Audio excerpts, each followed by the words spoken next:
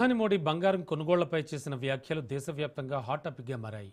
యుద్ధం ద్వారా ఎదురయ్యే ఆర్థిక పరిస్థితులను ఎదుర్కోవడానికి దేశ ప్రజలు ఏడాది పాటు బంగారం కొనుగోలు చేయడం మానుకోవాలంటూ పొదుపు మంత్రం పాటించాలని ప్రధాని ఇటీవల విజ్ఞప్తి చేశారు. ఆ తర్వాత కేంద్ర ప్రభుత్వం బంగారం, వెండి సహా ఇతర విలువైన ఖనిజాల దిగుమతులపై కస్టమ్స్ డ్యూటీని భారీగా పెంచుతూ షాకింగ్ ప్రకటన ఒకటి చేసింది. అంతర్జాతీయ పరిస్థితుల దృష్ట్యా రానున్న రోజుల్లో బంగారం ధరలు మరింత పెరిగే అవకాశం ఉందని జ్యువెలరీ షాప్ యజమానులు అంటున్నారు. ఇక ఇదే అంశానికి సంబంధించి మానేపల్లి జ్యువెలరీ మేనేజింగ్ డైరెక్టర్ మురళీకృష్ణతో మా ప్రతినిధి రాజు ఫేస్ టు ఫేస్.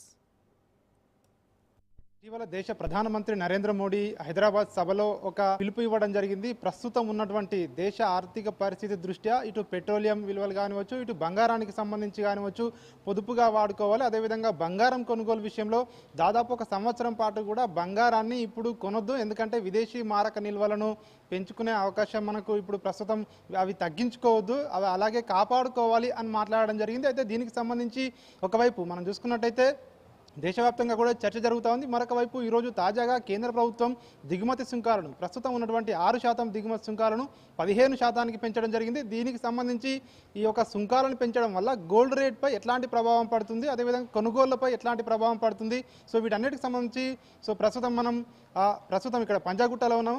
పంజాగుట్టలో ఉన్నటువంటి Manepalli jewellers managing director Muralikrishna గారు ఉన్నారు. ఆయన అడిగి మరిన్ని వివరాలు తెలుసుకుందాం.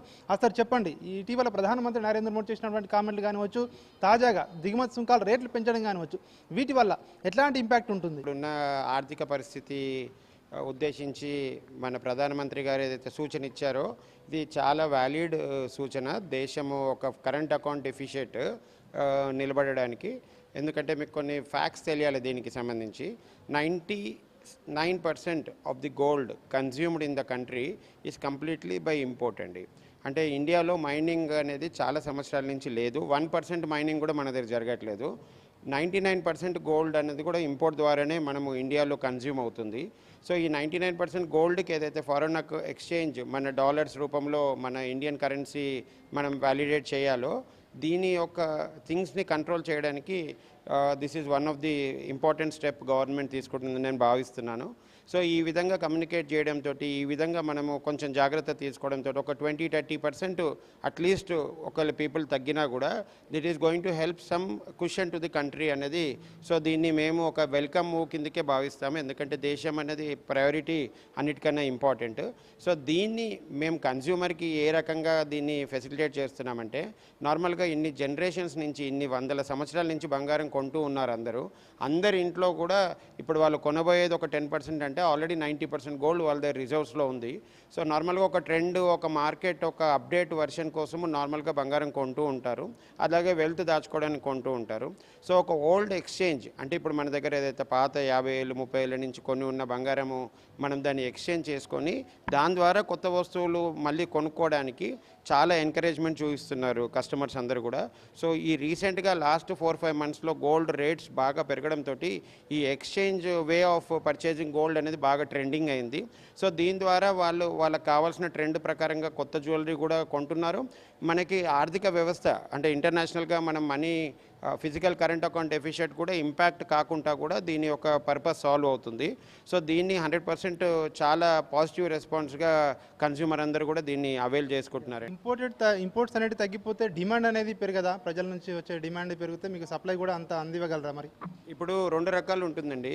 ఇంపోర్ట్స్ ఎప్పుడైతే తగ్గుతాయో, ఇంపోర్ట్స్ తగ్గడానికి గవర్నమెంట్ ఎప్పుడూ బ్యాన్ పెట్టలేదు ఇప్పటివరకు. ఇంపోర్ట్స్ ఎంతైనా చేసుకోవచ్చు ప్రొవైడెడ్ డిమాండ్ ఉంటే.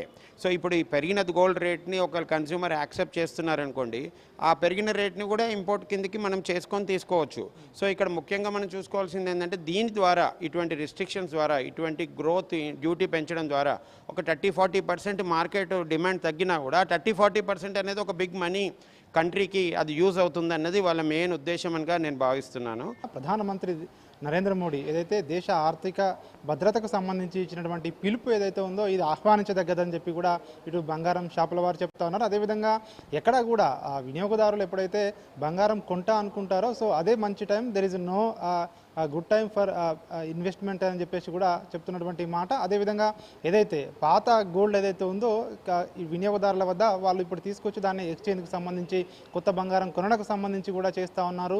సో దీనికి సంబంధించి రానున్న రోజుల్లో ఇప్పటి పరిణామాలు చూస్తే రానున్న రోజుల్లో ఖచ్చితంగా గోల్డ్ రేట్లు పెరిగే అవకాశం కనిపిస్తూ ఉంది. అదేవిధంగా ఇప్పుడున్నటువంటి పరిస్థితుల దృష్ట్యా ఈ దిగుమతి సుంకాలు పెంచినా కూడా బంగారం కొనే వాళ్ళు కొంటా ఉంటారు. కాబట్టి ఖచ్చితంగా వారి ద్వారా కూడా ప్రభుత్వానికి ఆదాయం వచ్చే అవకాశం ఉంటుందని చెప్పేసి కూడా ప్రస్తుతం ఉన్నటువంటి బంగారం షాపుల వారు చెప్తున్నటువంటి పరిస్థితి. కెమెరా పర్సన్ శ్రవంత్తో రాజ్ న్యూస్ హైదరాబాద్ నుంచి. కేంద్ర ప్రభుత్వం ఖర్చులు తగ్గించుకునే